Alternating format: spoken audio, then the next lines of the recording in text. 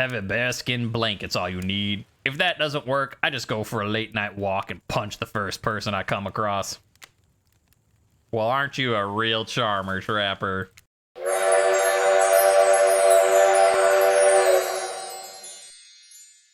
That's right. Trapper time. It's trapping time. Hey, there he is. Look at that fella. You know, we did sexy goth girl Spirit. We did cute emo boy the Wraith.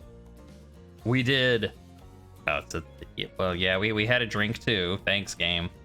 We did big strong Huntress. So you know what? It's time for option number 4, Trapper. Trapper hype. I am hyped as well, chat, because I do not know what to expect with this guy.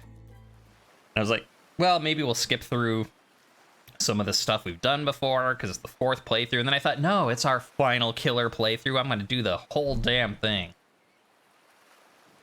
Traps. Is he secretly Nemesis? Traps.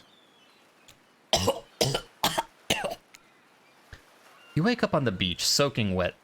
Salt water stinging the inside of your throat as if you'd nearly drowned. Water falls from your mouth as you open it to gasp for air. You have no memory of how you got here. In fact, you can only remember your own name, but not where you came from or a single fact about your life. What you do know is that despite the outrageous beauty of the landscape around you, you feel incredibly sick to your stomach. Whoa, really went down the wrong pipe, huh? Need a minute, or can I go on? I can give you a minute. We've got plenty of time. Endless time, really. In eternity, if you catch my drift. Oh, no, not now, Ocean. Sorry, Silver, may I continue? Yeah, please go on. Okay, then. As I was...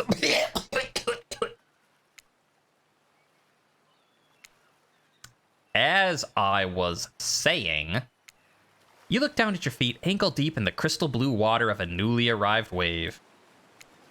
As the water recedes back into the ocean, it reveals a grotesque discovery. Hello. A decomposing face stares up at you from beneath the sand. All you can do is vomit. A stream of dark bile and bugs and worms and other... bleh. Questions race through your mind. Where are you? How did you get here? Who is behind this incredibly charming and well-spoken... Oh, so much for being well-spoken. Voice in your head. However, answers don't come easy. Your mind is completely blank. What will you do? You know, we tried running. Didn't help. We dug up the face, we took the coin and kept it. Nothing happened. We dug up the face, took the coin, spent it right away. We got a nice drink, but otherwise nothing happened. We dug it up, took the coin, gave it to the narrator. We asked how we got here. Bermuda Triangle is what they claim. We gave it to the narrator and asked if we could have our coin back, and they were like, no.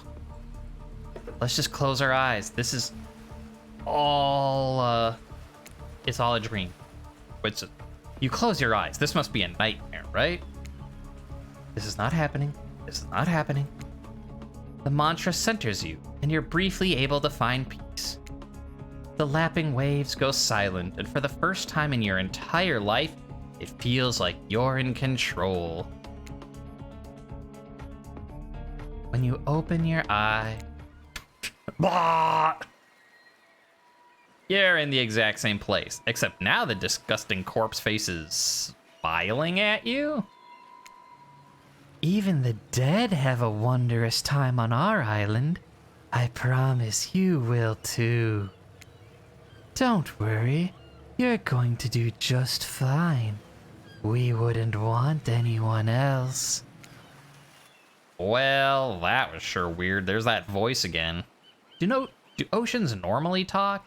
Your memory's not quite right, but you're pretty sure you remember learning as a child that oceans do not speak directly to people in spooky terms. Still, your mind doesn't have a chance to linger any longer on your current situation as you feel something soft bump into your foot. It was new.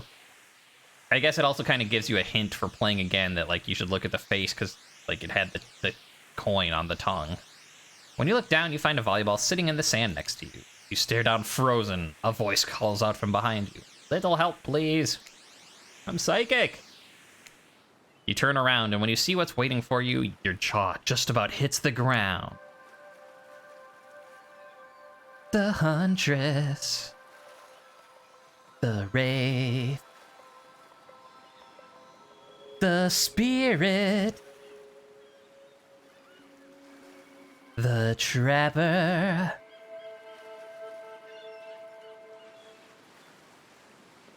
Four gorgeous monsters stand halfway between you and a well-tended volleyball court.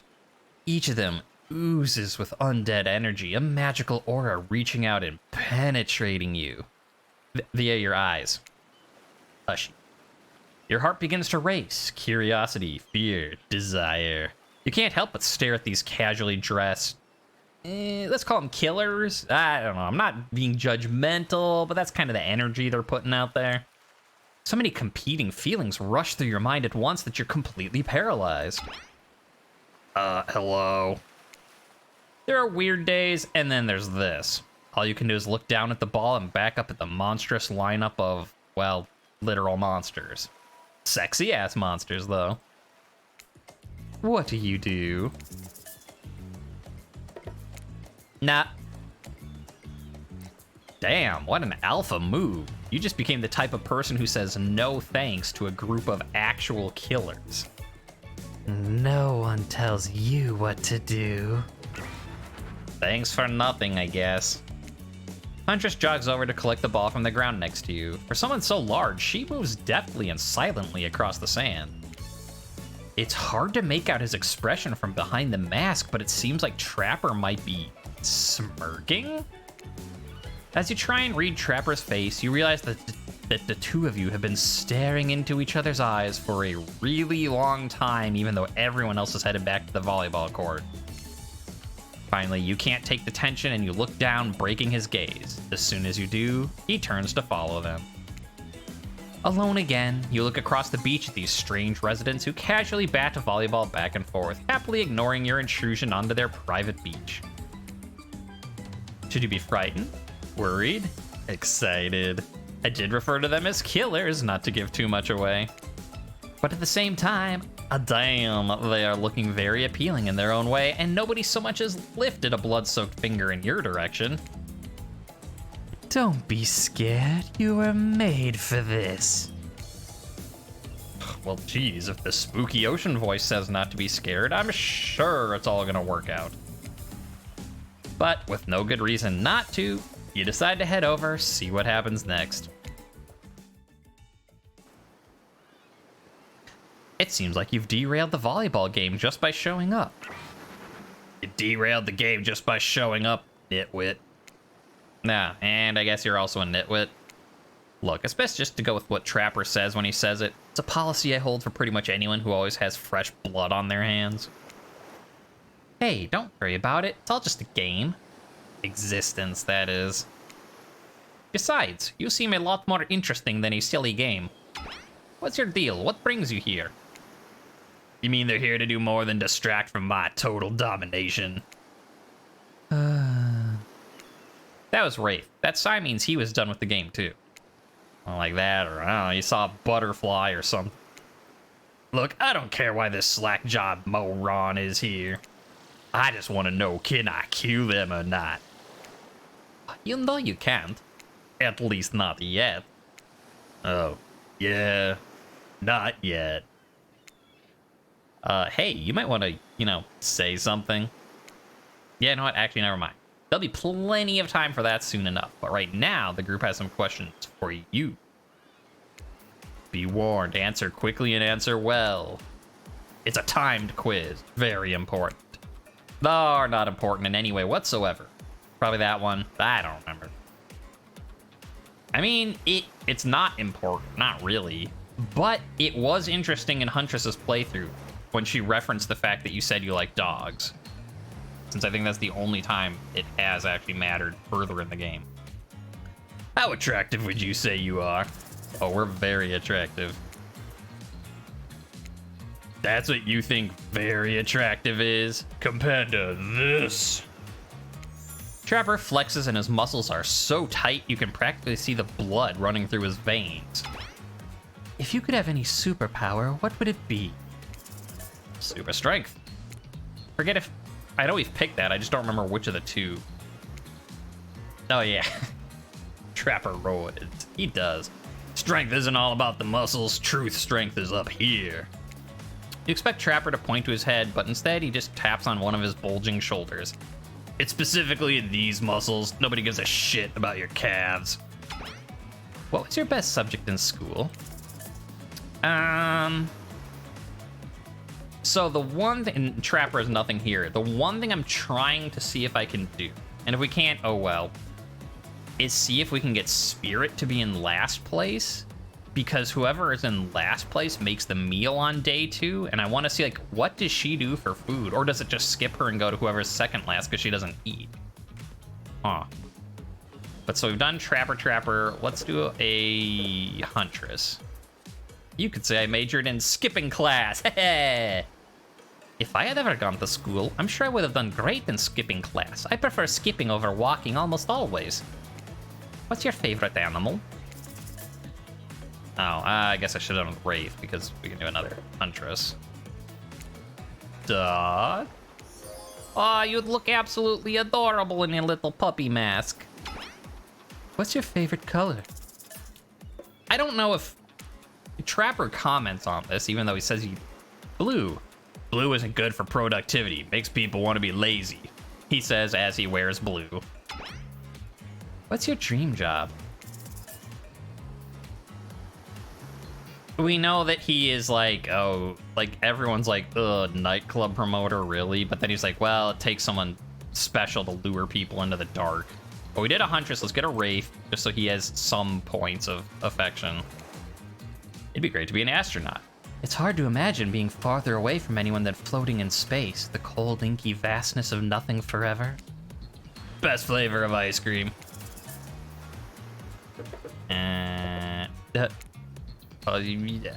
Horse? What?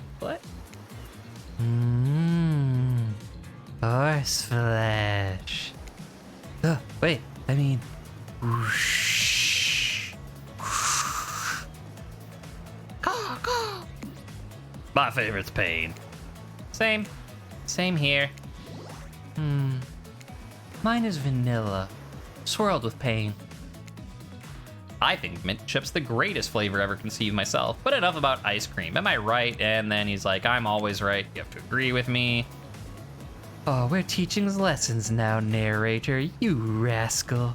Kill or be killed is the rule on this island, even for faceless voices. What's the best flavor? Mint chip, because we don't want a game over. Oh, so obedient. You're gonna do just fine. Speaking of masks, there's a version of her bunny mask that you can 3D print. That's pretty cool. I guess I'm not surprised. It is a pretty sweet mask. And it could double as like a Sandra Cohen bunny mask if you need to go to a different type, you know. Here's the Dead by Daylight convention. Here's the BioShock convention. Anywho, now that you know so much about you, I'm sure the group wants to start getting to know them. I'm Trapper. I pretty much run things around here. I'm the smartest, richest, strongest person on this whole island. I don't like losers. If you want to know what a loser is, say hello to Wraith. Hi, I'm Wraith. I'm nothing like everyone else. I like nice people, and I loathe big, dumb idiots. Hey, what's up? I'm Spirit. I don't like most things. I mean, I don't really hate most things either. It's just not worth my time. But the things I do hate, like, I really hate, you know? Based on my personal observations, life is nothing but suffering, and society is a carefully calculated lie to keep everyone subservient to those in power. Better to choose just not take part. Yeesh, like she was downright murdered by society. She hates it so much.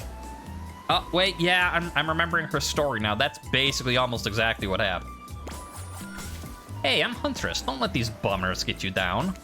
There's lots of fun to be had on this island, along with lots of love. Yeah, there is, if you know what I mean. Grow up. Grow a body. I've explained this 1,000 times. I'm dead, but I'm not a literal ghost. I just create a trail of fog. I'm not made of it. Whatever, fog body. That's not nice. He's not nice. Oh, you love it. Only sometimes. Ew, really? That's disgusting.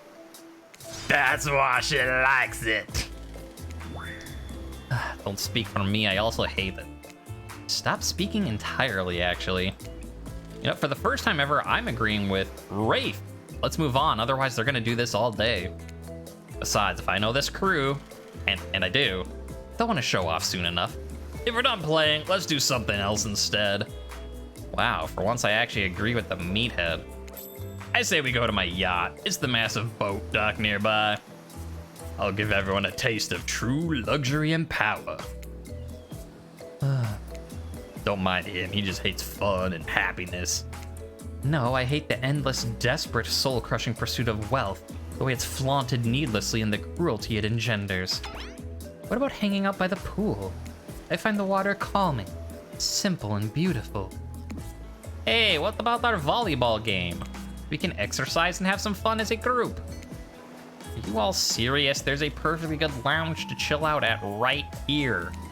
I'm tired. Besides, I hate being in the sun. Where do you want to go? How about the yacht? Perfect. You obviously have a modicum of taste and good judgment. At least I hope you do. I guess we'll find out.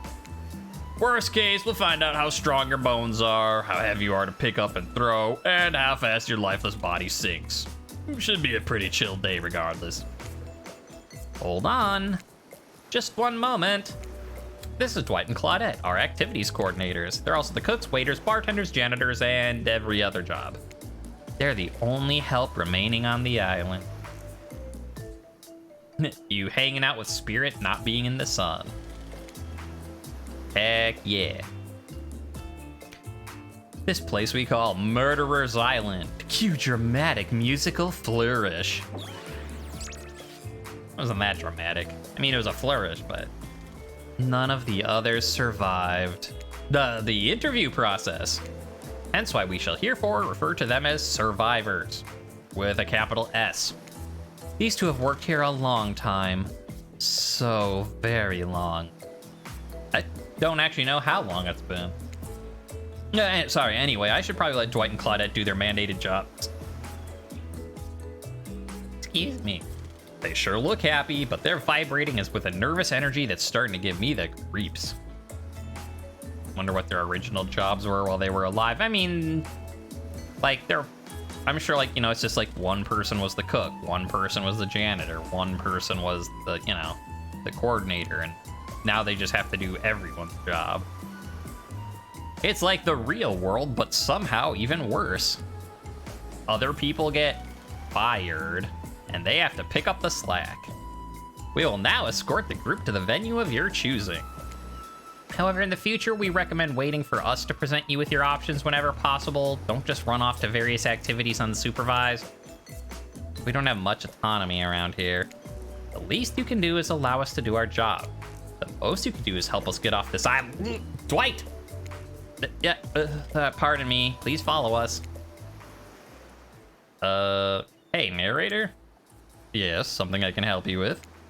Those two, Claudette and Dwight, did they just start to mention something about wanting to escape? Is that an option? Should I be trying to escape? Escape them? No. I think you're mistaken. Well, I mean, it seemed like Dwight was asking for help to, and I quote, get off this island? Oh, you're right, that. Well, okay, yes, it's true that he said that, but he just meant he wants to get to the other vacation island getaway. It's a couple miles south of here. It has much fancier accommodations than this island. It's one of those big corporate outfits, quite exclusive, where all the famous celebrities hang out. It is very luxurious, but it doesn't quite have the charm that this island has. Trust me, you wouldn't want to go there. With all that money comes a lot of restrictions. No, this is where you belong. Now, off you go. It's time for an activity. On this island, your decisions matter. Mostly, you know, when I agree with them. It's not like that other island. No. What's it gonna be? Let's see what the yacht entails. Trapper is very pleased with your choice. Not just because he owns the boat either. Clearly, you understand the importance of appreciating the finer things in life. Unfortunately, though, this means these uncouth heathens are now on my beautiful boat. I'll make sure to help wash it as soon as they leave. Not exactly a genial host, but what he said isn't even the worst thing about his comments. It's that he made them literally in front of everyone else. Loudly. I mean, they're used to it at this point, though, so, you know, it's time to get to the good stuff. Eating! As the guest of honor, you can choose the appetizer. Here's a menu. What do you want served? You can't choose beef carpaccio, veggie hummus platter, or something. Is that French? Probably the beef. Like, you can't choose is gonna probably be... So, okay, you can't choose probably spirit. Obviously, the veggie platter is Wraith. But is it like get something super fancy would appease him? So we get real food? Yeah, except every time we're about to have real food, they're like, up, off you go, no time to eat. I think the only time you actually eat anything is when Huntress gives you jerky. To my knowledge, that's the only time you ever... Well, and you drink some drinks in various places. So do we think beef? But that could be Huntress too. What was his meal? His meal was lamb, rare, salt and pepper only, no sauce. And then a single piece of broccoli to appease Wraith. It's probably all iguana bits anyhow. Yeah, you know, whatever. Iguana bits are fine. How do they taste? It varies from person to person. You think French? Okay. Let's go for it. I'll take, well, I don't know how to say whatever it is, but, like, I think it's French. You point at the most foreign-sounding item on the menu. I don't know what it is, but I'm here, so why not try something new? In fact, we'll take two. Honestly, I have no idea what I just ordered. Try to, like, vibe and roll with the punches. Oh. Okay. That is not what I was expecting. I get it. I don't exactly like it, but I do dig it. Do the unexpected thing. Don't play their game. Oh, you dig it, do you? Well, I hope you really vibe with no substitution, which is what Silver just pointed at. At least you knew it was in French. Don't worry, though. I prepared for this possibility. Dwayne, Cloris, bring out the pigs in a blanket for these simpletons. He definitely knows that their real names are Dwight and Claudette. Okay, that's even funnier then, because, like, we've seen in other playthroughs when he doesn't call them by their name. And I just thought it's because he's so... just doesn't not care about them. But, oh no, he knows what their names are. He's just actively choosing to get them wrong. Oh, Trapper. The survivors arrive with trays of food as everyone stands around and makes conversation. Enjoy. Please, for our sake. They catch Trapper glaring at them for daring to speak directly to you, but Dwight pushes on anyway. Can we get you anything else? Okay, normally, I think it doesn't matter. I think we have to be mean to them for Trapper. What you can do is get lost now! Trapper snickers at your casual abuse of these lowly survivors. I guess when you got a bunch of giant metal hooks shoved through your skin, you form a special kind of relationship with pain. Dwight wipes away a tear. He should have known better than to talk to the likes of you. Yeah. I think all the other people, it's fine. All the other killers. I mean, you know, you end up murdering one or both of them in 2 of the playthroughs, but you pigs in a blanket, you would like to hang out with Trapper. You just have to put up with his everything else about him. Now that the help is gone, the killers... Aw, you know, killers is a bit harsh. They haven't killed anyone. Today, anyhow. Should we call them suitors or something? I don't know. That lacks a bit of a punch, you know? I'm gonna stick with killers. The killers have begun to hover around you. They each seem to be waiting for a moment alone with you.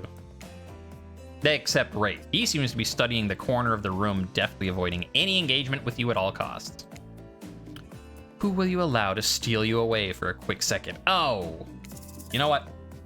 I'm gonna do a quick reload because we don't want to. I want to keep Spirit as low as possible to see if she does make a meal on day 2.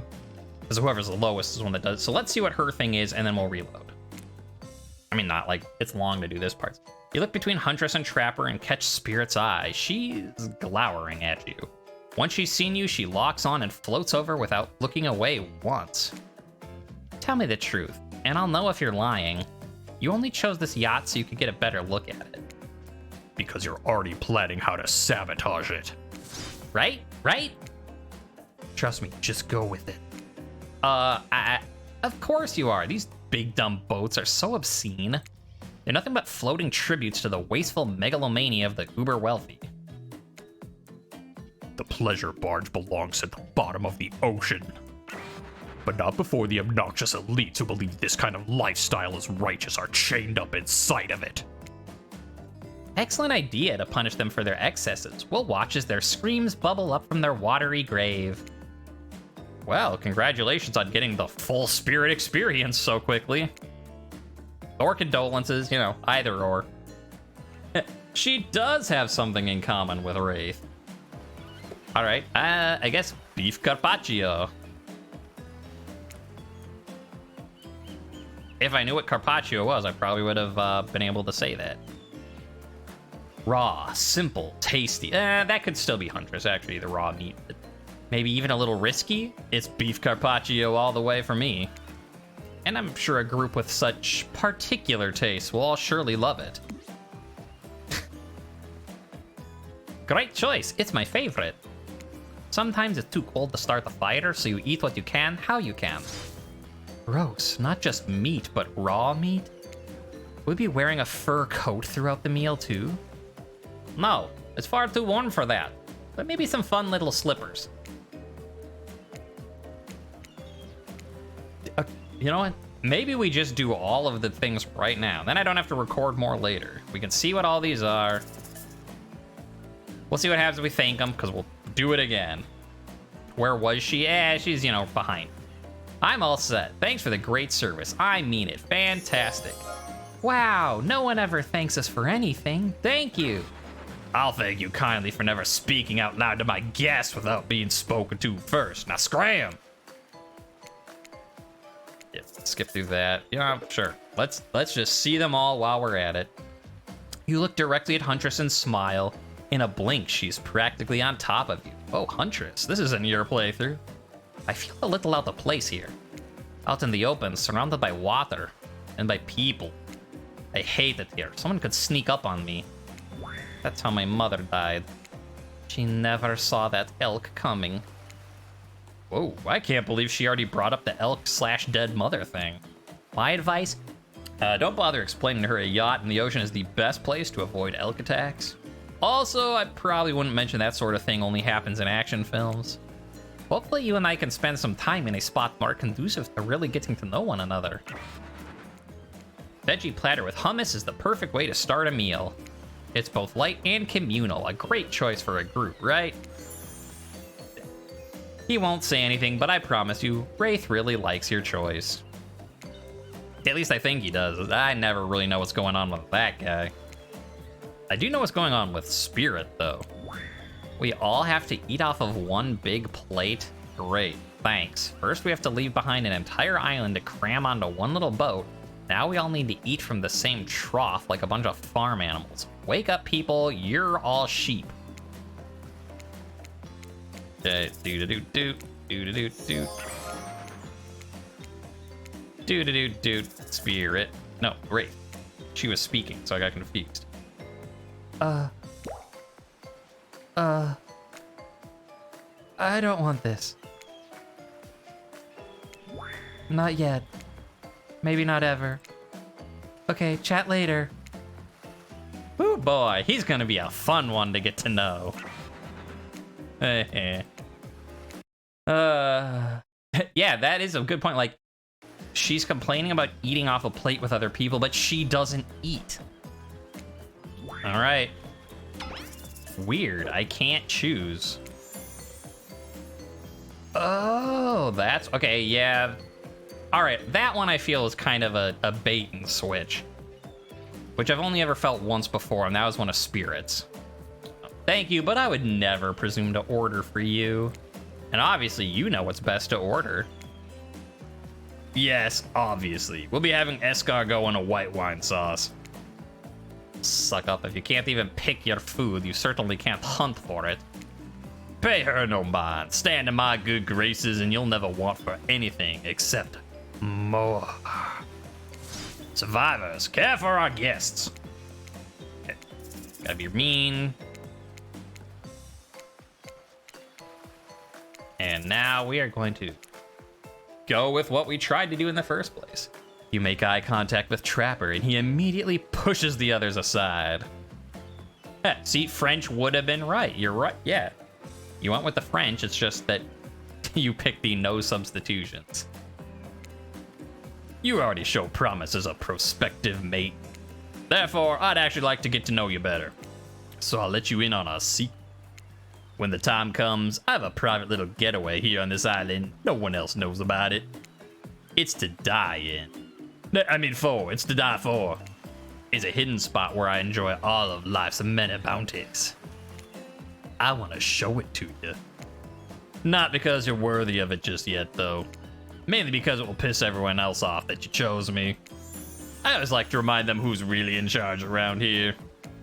No, yeah, and also that part about getting to know you better. That's important too, I guess. Okay, everyone put down your appetizers. I'm bored, and on my yacht, that's unacceptable. Declan. Yes, sir. Prepare a libation, something that will impress our new guest. By the looks of them, shouldn't take much. Carla, make sure we both got boozy and non-alcoholic versions available.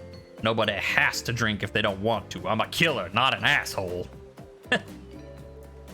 And that's why I was excited for Trapper's playthrough, because you just never know what is like. I'll kill you and murder you and gut you, but I also want to make sure there's non-alcoholic versions, because I'm not gonna force anyone to drink if they don't want to. Oh, Trapper. Declan. Carla. I thought their names were Dwight and Claudette. Ah, who the hell are Dwight and Claudette? Hey, Daryl, Christina, you know those two? Maybe they work on that other island. You, Silver, ready your mouth hole. This guy really knows how to sell a drink. While undoubtedly crass, he does have a point. A minigame is incoming, and the success or failure of your quest may very well depend on the readiness of your mouth hole. I don't know that I need to see him leering at me saying, ready your mouth hole again, though. Anyway, life lessons from Trapper, but who's also treating the wait staff like shit. So, yeah, no. Think about how much work it would take to come up with never-ending alternate names. I mean, he has eternity to come up with names. Also, like, what are they gonna do? If they disagree, he'll just, wave his machete at them. Away we go. The party never stops. Shot, shot, shots. Readying up our mini-game mouthful. Oh, yeah.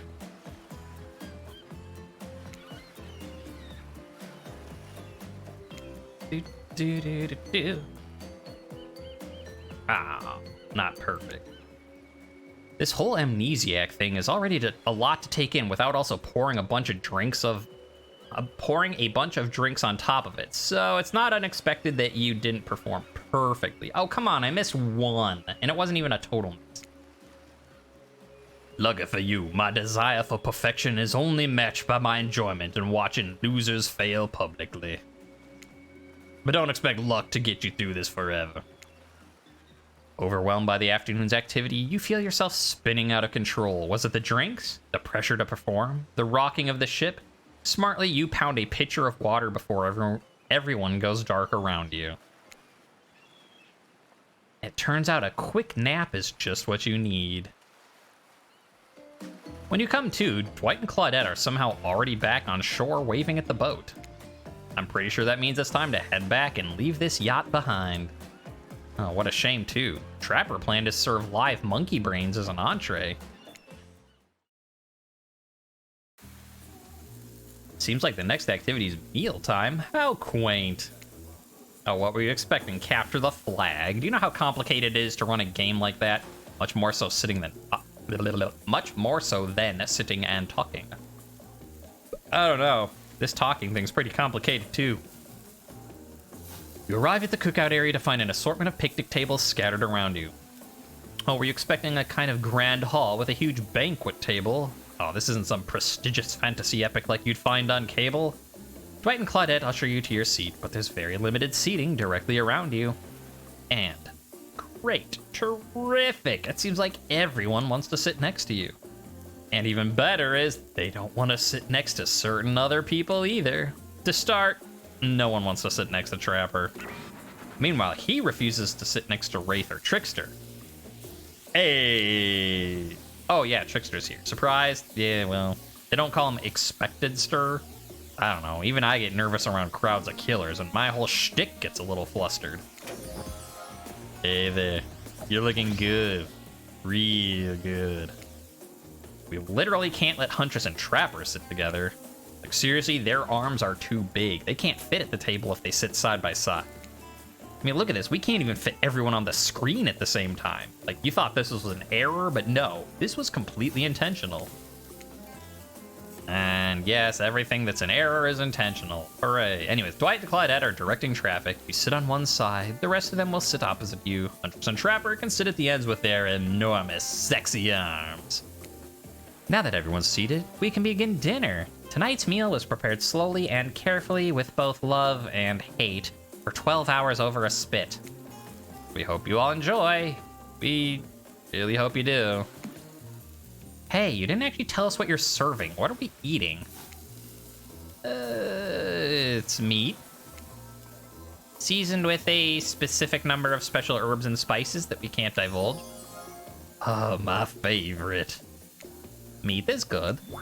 Meat is murder.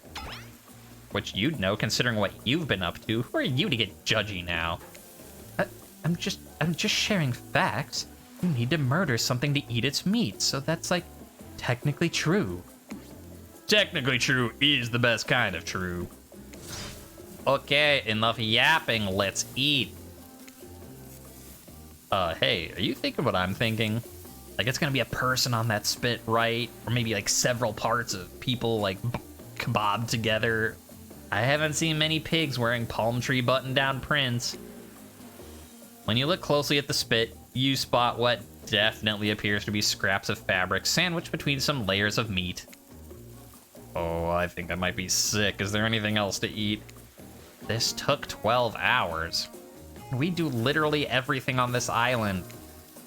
Oh, actually, there is one thing you're not doing today. You're not carving up this delectable meal. Oh, he's right for a change. Because I am with my broadaxe. It's the perfect tool for easily chopping anything in twain.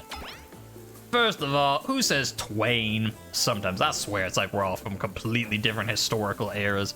Second, I'll handle this with my cleaver. Fast, powerful, clean. At least it's clean when the meat's cooked. No blood.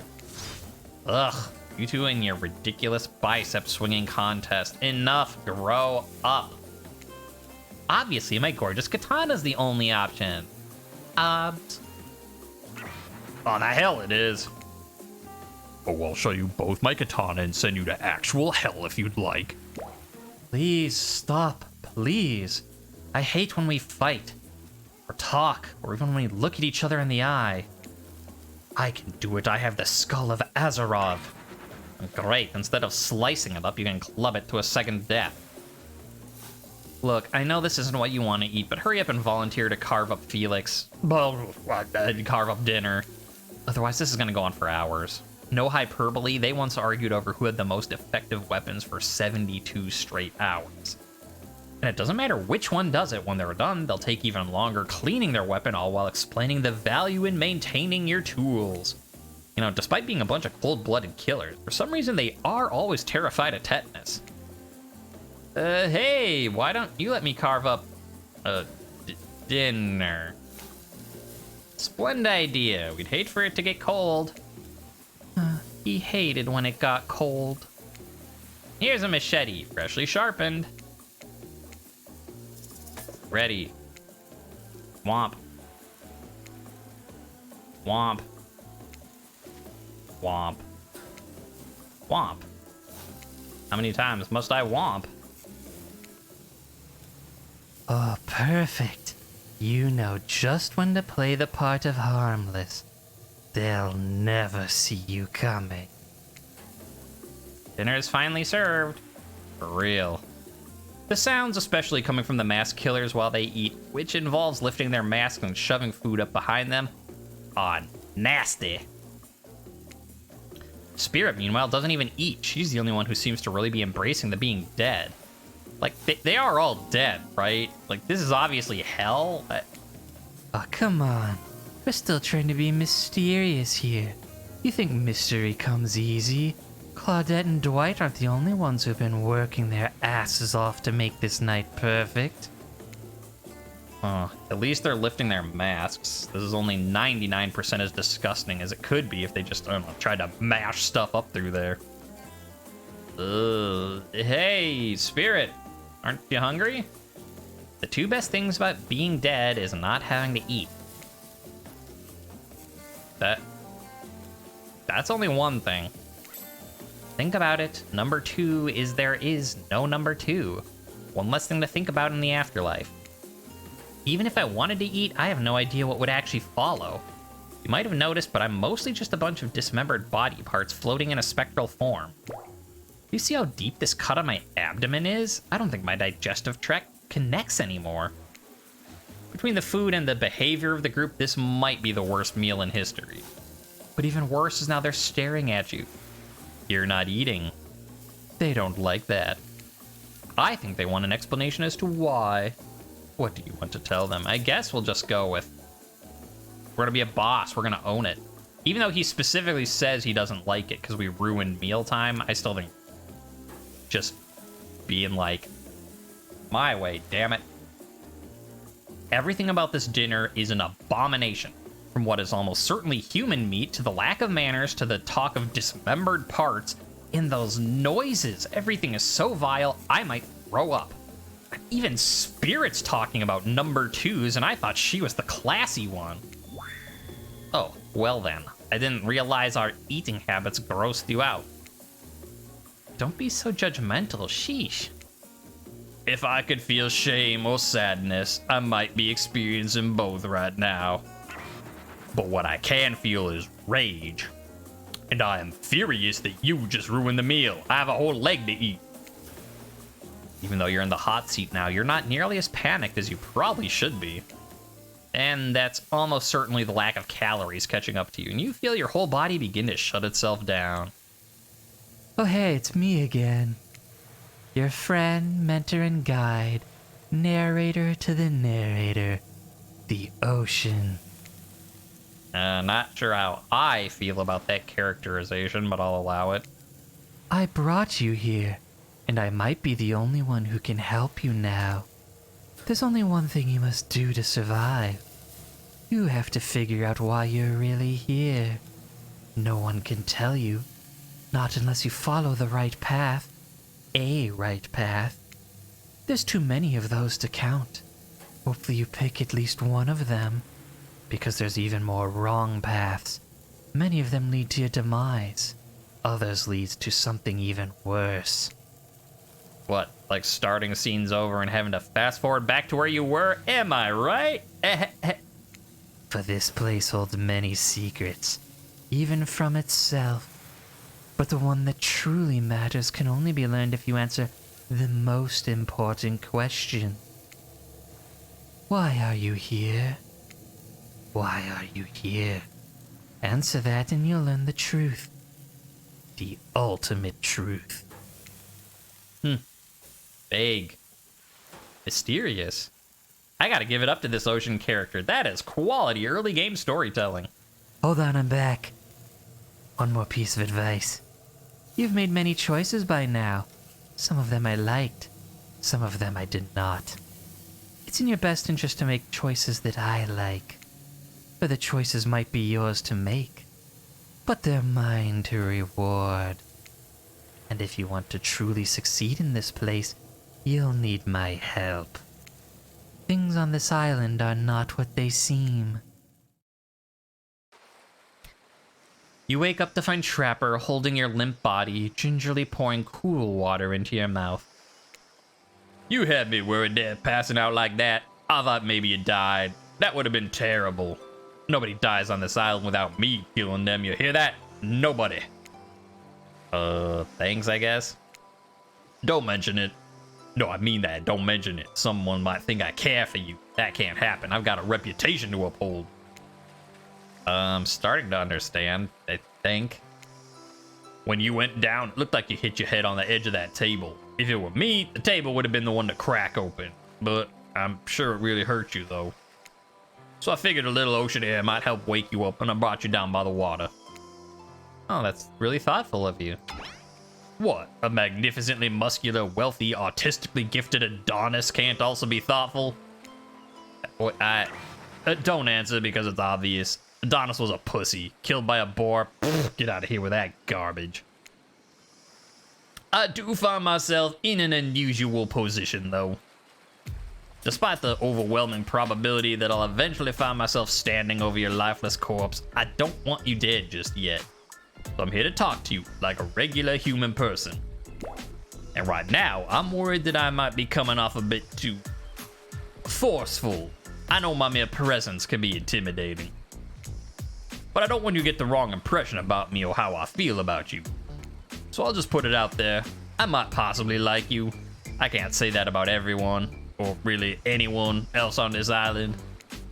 There's something different about you. You aren't like the others. Henceforth, I think it's time I shared something with you that I haven't shared with anyone in a long time. It's a big part of who I am, and I think you're ready for it. You watch as Trapper reaches into his singlet and pulls out some sort of rolled up scroll of paper. He grips it firmly in his hand. It's one of my sketches. I don't know if you know this, but I love to draw. The arts have always been a passion of mine. Would you like to see it? Actually, no. Because we did do this once on the very first playthrough of Spirit. Because we ended up with Trapper as our spin the bottle, and so he woke us up and we said yes. And he was just like staring at you and never shows it to you. Oh, okay. I mean, I thought you were gonna be like, nah, and he'd be like, yeah, because you're cocky, but that works too, I guess. Honestly, I'm not sure I'm ready. It sounds like a big step for you to share something that important with me. I want you to trust me when you let yourself be that vulnerable. Trapper stares at you, but despite the silence lasting way too long, you can't figure out what he's thinking. Only that he seems to be getting closer to you the longer he stares. Oh, actually, I think that is the same, so maybe it doesn't matter on that one. What an interesting response. We should walk down the beach a bit, perhaps put some extra space between us and these other uncouth monsters. That might be different though, so maybe he did like that one more. Trapper turns and begins to walk away from you. You don't respond. You simply follow him silently, observing the sheer force with which he takes each step along the water's edge. There is one thing about myself I would like to share with you now. A long time ago, when I was a boa who did not yet know the potential of his own strength, I fought a bear with my bare hands. That behemoth must have stood 9, nay 10 feet tall, and it had to weigh 1,000 pounds at least. But after hours rolling in the mud with the beast, I finally snapped its neck. Then I carried the carcass on my back for 5 miles through the woods and hills to my home. Before I washed its blood from my own wounds, I skinned it. For the next 2 days, I ate each and every part of that bear. For during our 10-mile walk on that mountainside, I realized that formidable beast gave me a great gift, and I owed it the courtesy of making his body part of mine. The bear helped me realize I had nothing in this world to fear.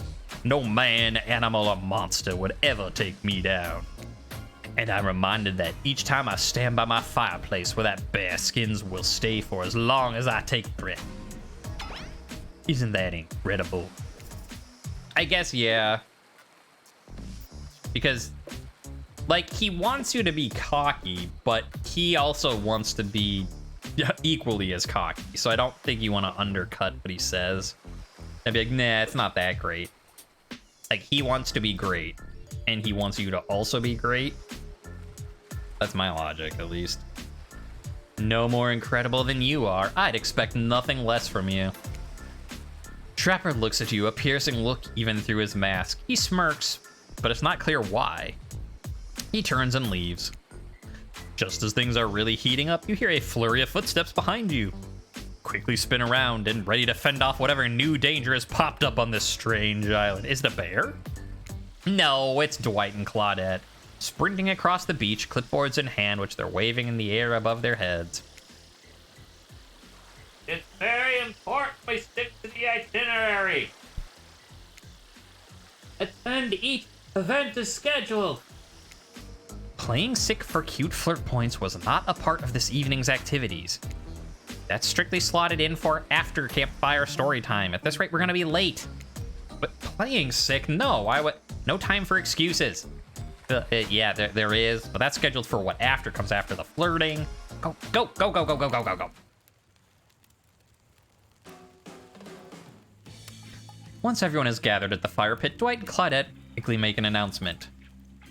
We're not gonna blame anyone in particular, but someone, and we're not gonna say who, so don't you worry, hasn't been sticking to the schedule.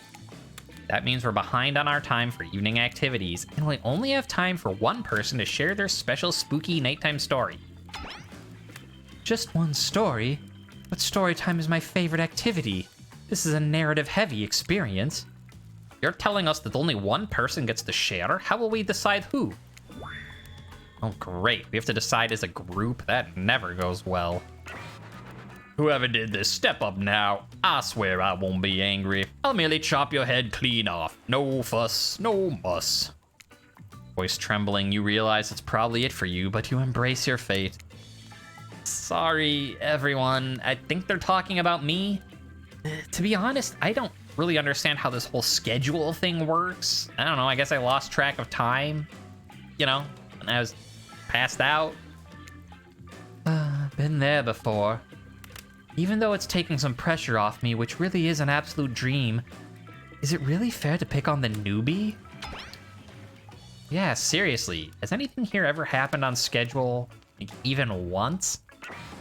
Damn it, Donald, if you try to flex that authority gimmick one more time, so help me, I will snap your head off so quick, and I want to drown you in his blood, Cynthia. Fuss and muss are back on. You two know I love to hack, slash, and slice. We all know you love to kill. It's almost all you talk about. Hey, nobody named any names. Who even knows names? We don't know. Hey, I renounce my name. Who's Donald? Who's Dwight? Who even knows anymore? Call me nobody. But we still gotta get started on story time, so... Silver, who do you think should go? Oh, damn it. That's a name. I did it. It took me 4 playthroughs. But I finally used the name when she makes a comment about the name.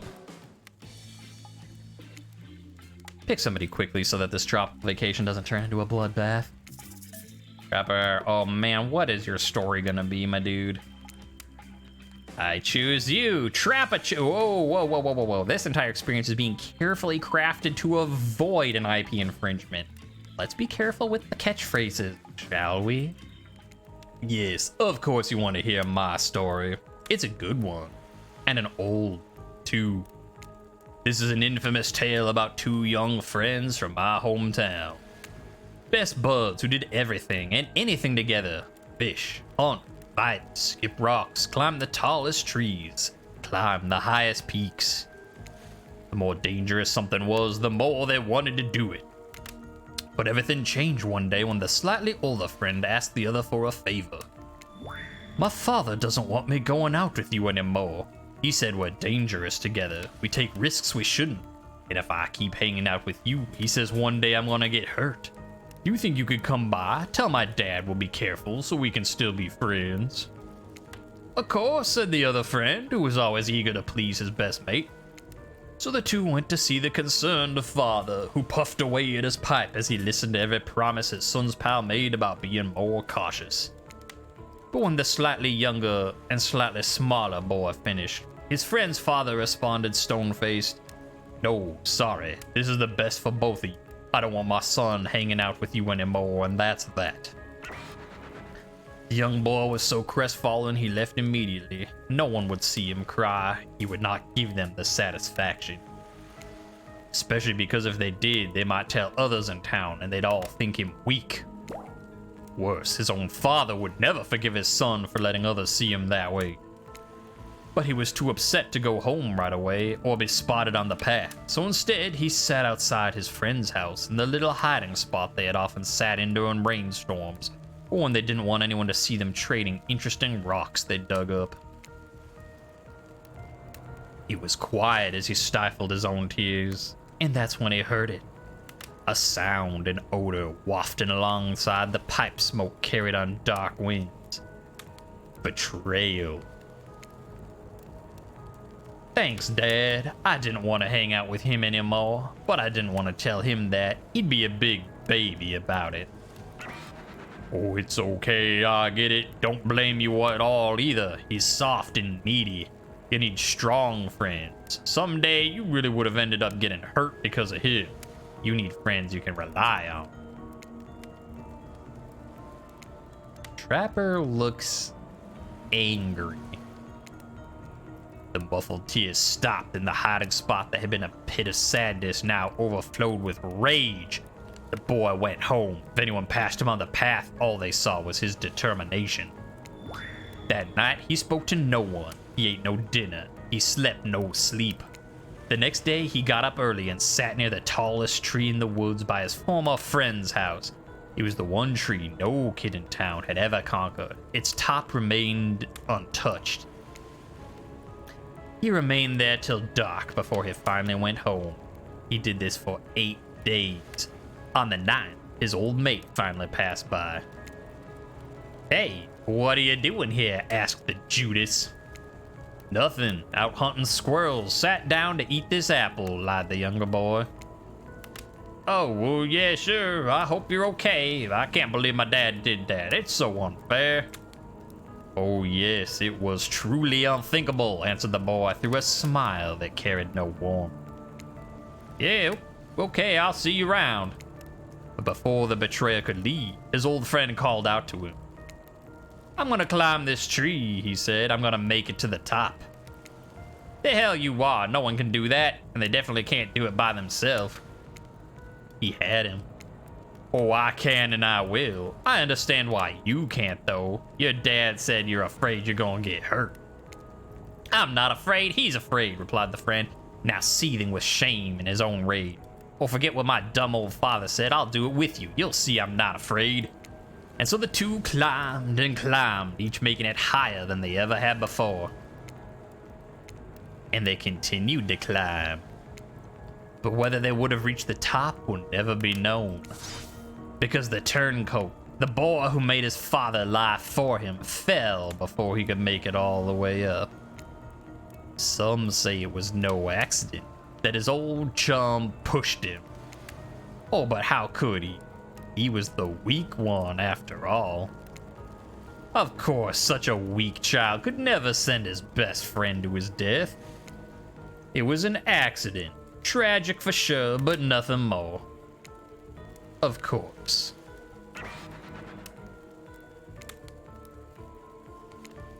A month later, though, no one could explain how the dead boy's father choked to death on his own pipe.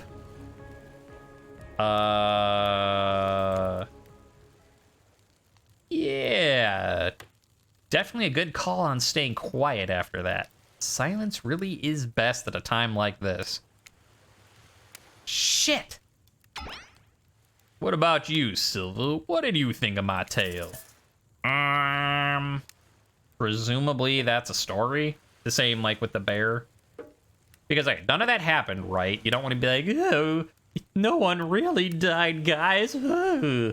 And you don't want to be like stupid. Like, were you the boy? And he's like, of course I fucking am the boy, type of thing. Yeah, that's what I'm thinking last one. Like, I could see damn that was bleak as well, but like I think it's sort of like the bear being just like, yeah, now that's a story, my dude. Chad agrees with me. I'm going with it. And it's okay if you don't get the perfect stuff now. We're not on a date with him yet anyway. Now that's a story. Yes, it is. Guess you like that response. He's handing you a gold coin. Okay. On that note, everyone decides it's time to take a break and split up for a little bit so they can all have a moment alone before bed. Everyone leaves and you're alone by the fire. The only thing you hear is the ocean slowly lapping against the shore. This is nice. A true moment of peace and tranquility that lasts for all of 7 seconds because Trickster shows up blaring his latest song. Hey, baby, you look lonely. Mind if I join you? He doesn't wait for an answer. I know you've been hearing from these guppies all day, but I want you to hear something from the big fish like me. Something special those in charge of the island don't want you to hear. I'm the ultimate catch on this island. I'm the only lobster in an ocean of sardines. No one can give you what I can. You just have to find me. Come find me, baby. Ugh. Trickster leaves. You're a bit confused about what to make of his cryptic clues, but you're not going to get any time to yourself to think about just yet because Trapper approaches you. Finally those dweebs are gone. Now that I know we're totally alone, we can really talk. Let's get away from this ash and smoke, take a dip in the pool. Whether it's water, sweat, or my enemy's blood, I prefer my muscles glistening, not dried. A dip in the pool with Trapper? You've come a long way in a single day. I'm not saying you shouldn't follow him and offer like that. Well, just don't forget our little talk. You and your storyteller friends slip into the water. It's just the right temperature for an evening dip. Also, if some jealous shark comes along and like jumps from the ocean into the pool, you're pretty sure your killer companion would be able to handle it. Trapper looks surprisingly relaxed. That is definitely weird. Okay, the small bubbles rising up in the water around him might have something to do with that. He tells like a poignant story about how he got his first murder, but it was also an emotional thing. Then he's like, let's be alone. And then he's just like, ah. And it's just like, oh, Trapper. Oh, and he's so happy about it too. I'm turning this into a jacuzzi. Look, Silver, I didn't want to reveal anything in front of the others. You never know when a loser is really a maggot. Now though, I want to hear what you really thought of my story. What was its real purpose? So, okay, my very first thought was dominance, but then not darkness. I'm thinking maybe it's honesty, actually, and I'll get. So I don't think there's no like his story was not like a. He definitely was, you know, making a point, so not that, and it wasn't really about darkness. So I don't think it's that. Like it's not like, oh, he was overcome. Like my first thought was it's dominance because, you know, that's like his thing. But the reason why I feel like it might be honesty actually, yeah, is because like it's all about how he turned his sadness into rage when he heard that they were lying. Like, it's definitely one of the top two. Because it's not, yeah, I don't think it's darkness. Because, you know, it wasn't like, he doesn't feel bad about what he did. It's not like, oh, this dark path of mine. He was just, you know, like Wraith is definitely like, you know, you look into evil and you don't know what it will do to you. Whereas he's just like, you know, he took matters into his own hand because he was betrayed. And the other reason I'm thinking now honesty, man, okay, here I was like, Trapper will be easy, just pick, and now I am actually thinking about it. The other reason I'm now thinking even more, it's probably not dominance, is because like, he proved he was dominant to the kid who got murdered, but he wasn't, like, the whole thing about, like, but no one knows what happened, like, they say it was an accident, which is actually kind of what he does later on in his story when he, you know, his DVD lore about, like, I don't remember the exact line, but it's something like no one could prove that he collapsed the mine on the miners. So I think it's going to be honesty is important. Because he wasn't establishing dominance with anyone except the person he killed. I think honesty is important. Show why honesty and integrity are so important. Very interesting. Very.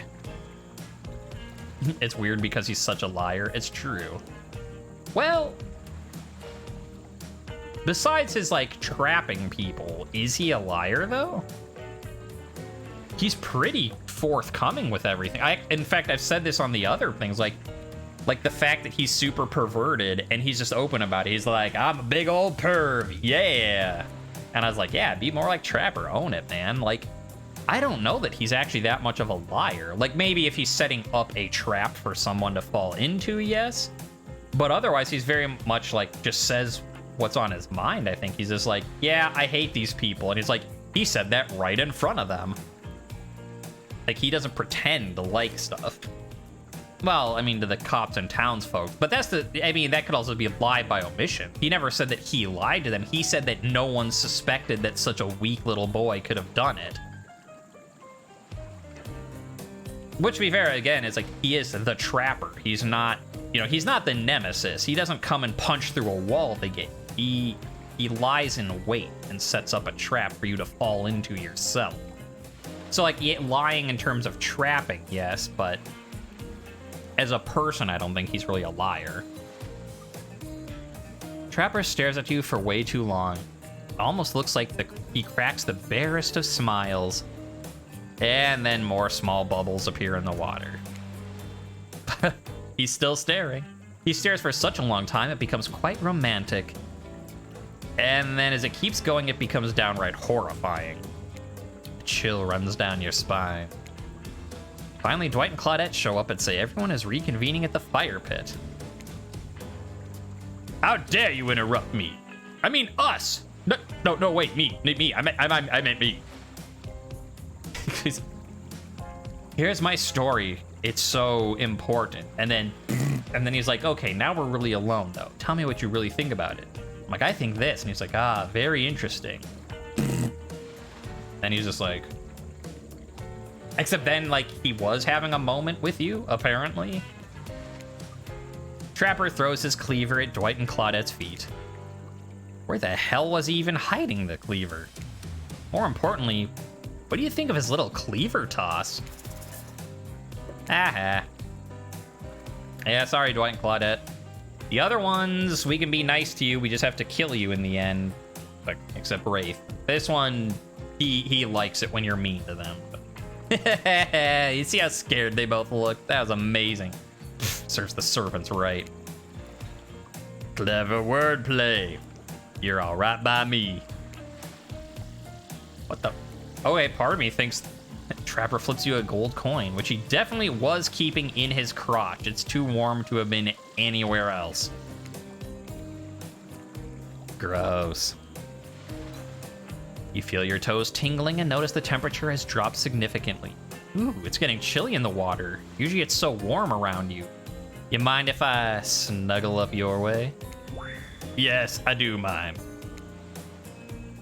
Before we have to spend too much time watching you sit there all alone trying to figure out exactly what you're doing with your life, we figured we'd let you know it's time for bed. And you're kind of the last person out enjoying the facilities, so... The thing is, you see, we can't really get our night started until yours ends, so... Pack it up, kiddo. Your fireside sleeping arrangement awaits. But yeah, I hope we didn't need to get the coin at the beginning. I mean, we didn't for Huntress. When I did the Wraith playthrough and getting the bell, you didn't need to get the coin from the beginning to use it, so... You head over to the campfire. The heat is comforting on this chilly night. Looking into the crackling embers, you think about Trapper's story.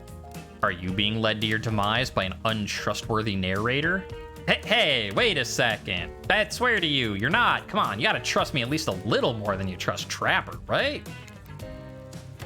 Now, but before you can dwell too much on your fate, Claudette and Dwight arrive. They're now familiar, creepy smiles stretching from ear to ear. It's a bit menacing to see a smile like that lit by firelight. We must apologize for the accommodations. We weren't prepared for another guest, but we're gonna make you comfortable or die trying. They hand over a pillow and blanket and welcome you to snuggle up by the fire. Perhaps some music will put you at ease. Just try to keep the volume to a minimum, or other guests aren't the types you want to rob of their beauty sleep. It's the washing machine. Normally I'd just skip this, but I'm giving my throat a break from Trapper. Even with his newer voice I did after the first stream. It is a lot. Yeah, whatever. We're good. No matter how many times you listen to... No matter how many... I've done that before, though. No matter how many things you listen to, you still can't sleep. You decide to ask one of the killers to spend a little more time with you until you're sleepier. Trapper, are you around? I was wondering if I could get a little company. What is your secret, my dude? What is your secret? I have to know. A heavy bearskin blanket's all you need. If that doesn't work, I just go for a late night walk and punch the first person I come across. Well, aren't you a real charmer, Trapper? I'm not sure I'm brave enough to kill a bear or skilled enough to skin it. Well, you're certainly not either of those things as far as I can tell. Here, hold on to this. Try not to hurt yourself.